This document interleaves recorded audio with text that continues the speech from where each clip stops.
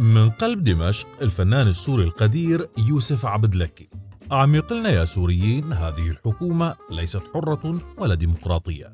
سلطة لا علاقة لها لا بالديمقراطية ولا بأحلام السوريين. طيب لو الحكومة ما عندها حرية انت هلق مو لازم تكون بالسجن؟ يتساءل أحدهم.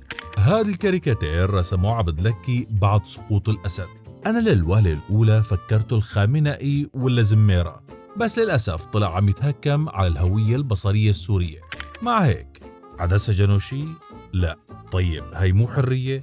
أو يمكن الحرية عند الفنان بالتعري، ربما ولعل، ويمكن أن يكون ذلك جدا.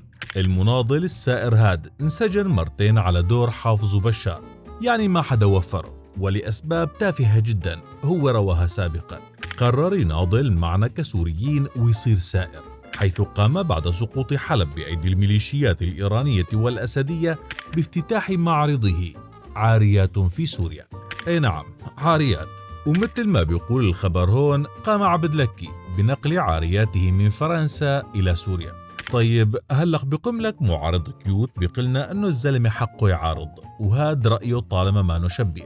طيب شو مشان الكاريكاتير يلي نشره قبل 6 سنوات؟ مثل ما شايفين عنا المقاوم زميرة بدقنه المشطة الناعمة والحلوة يقود مسيرة المقاومة، بس الفساد ما عم يخليه يقاوم منيح. ما بتحسوا انه هالفكرة هربانة من خزانة كلاسين تبع بشار؟ انه يابو هو منيح كتير بس ما عم يخلوه. بس يا خوف يا عبدلكي.